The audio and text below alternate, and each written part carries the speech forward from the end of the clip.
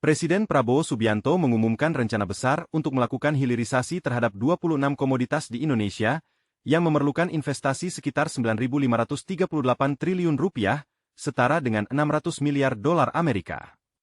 Pernyataan ini disampaikan dalam konferensi di APEC CEO Summit di Peru pada 15 November 2024. Rencana hilirisasi. Prabowo menekankan bahwa hilirisasi merupakan langkah strategis untuk meningkatkan nilai tambah dari sumber daya alam Indonesia yang selama ini lebih banyak diekspor dalam bentuk mentah. Program ini bertujuan untuk mengubah struktur ekonomi Indonesia menjadi lebih mandiri dan berdaya saing. Beberapa komoditas yang menjadi fokus hilirisasi meliputi Nickel, Minyak Sawit, Gas Alam, Bauxit, Rumput Laut.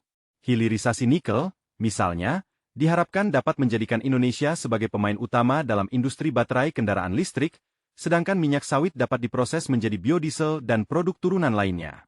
Kebutuhan investasi. Prabowo mengundang investor asing untuk berpartisipasi dalam proyek ini, menegaskan bahwa pemerintah akan memberikan perlindungan dan insentif bagi investasi yang masuk. Ia juga menyatakan bahwa kejelasan regulasi akan menjadi prioritas untuk menarik lebih banyak investasi. Dengan investasi yang signifikan ini, Prabowo berharap dapat mempercepat pertumbuhan ekonomi Indonesia dan mengurangi ketergantungan pada ekspor bahan mentah. Kesimpulan, inisiatif hilirisasi ini tidak hanya bertujuan untuk meningkatkan pendapatan negara, tetapi juga untuk menciptakan lapangan kerja dan meningkatkan kesejahteraan masyarakat. Prabowo menegaskan bahwa keberhasilan program ini akan sangat bergantung pada kerjasama antara pemerintah dan sektor swasta. Presiden Prabowo Subianto telah mengidentifikasi 26 komoditas yang akan dihilirisasi sebagai bagian dari upaya untuk meningkatkan nilai tambah sumber daya alam Indonesia. Berikut adalah daftar komoditas tersebut. Nickel, Timah, Tembaga, Besi Baya, Emas Perak, Batu bara, aspal buton, Minyak Bumi, gas bumi, Kelapa, Karet, Getah Pinus, Udang, Ikan TCT, Tuna, Kakalang, Tongkol, Rayungen, Rumput Laut, Pasir Silika, Kobalt, logam tanah jarang, Kakao, Pala, Tilapia, Biofuel, Kayu Log, Garam, Sumber Daya Maritim dan Perikanan. Hilirisasi ini bertujuan untuk mengolah komoditas tersebut menjadi produk bernilai tambah, sehingga dapat meningkatkan pendapatan negara dan mengurangi ketergantungan pada ekspor bahan mentah. Hilirisasi nikel dan minyak sawit di Indonesia memiliki potensi besar untuk meningkatkan pendapatan negara melalui beberapa cara strategis. Hilirisasi Nickel. 1. Meningkatkan nilai tambah. Hilirisasi nikel, yang termasuk pengolahan nikel menjadi produk seperti baterai kendaraan listrik, dapat meningkatkan nilai tambah secara signifikan. Dengan mengolah nikel di dalam negeri, Indonesia tidak hanya menjual bahan mentah tetapi juga produk dengan nilai yang lebih tinggi, sehingga meningkatkan pendapatan dari ekspor. 2. Menarik investasi.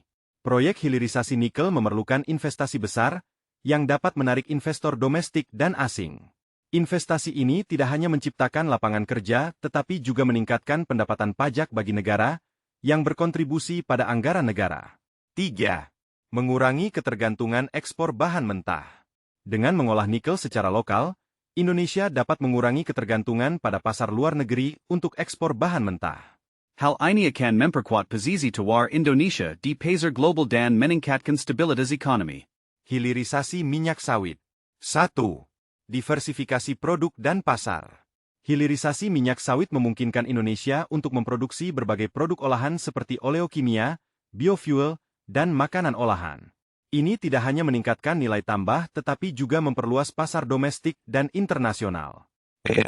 Dengan diversifikasi produk, Indonesia dapat mengurangi ketergantungan pada ekspor CPO, crude palm oil, mentah yang lebih rentan terhadap fluktuasi harga global. 2. Peningkatan ekspor produk olahan. Sejak 2010, proporsi ekspor produk olahan dari minyak sawit telah meningkat secara signifikan. Pada tahun 2023, hanya 7% dari total ekspor sawit yang merupakan CPO, sementara 93% adalah produk olahan. Ini menunjukkan pergeseran yang positif menuju produk bernilai tambah yang lebih tinggi, yang berkontribusi pada devisa negara. 3. Meningkatkan kemandirian ekonomi. Hilirisasi membantu Indonesia mengurangi ketergantungan pada impor bahan baku dan produk lain yang dapat diproduksi dari minyak sawit.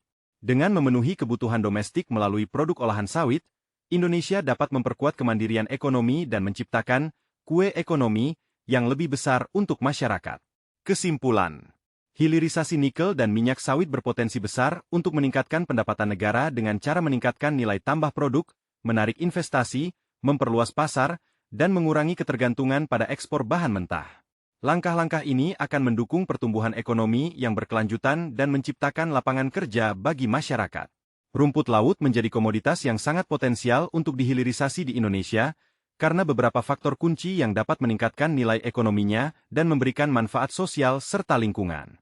Berikut adalah alasan mengapa hilirisasi rumput laut sangat menjanjikan. Potensi ekonomi yang besar. Nilai pasar yang tinggi.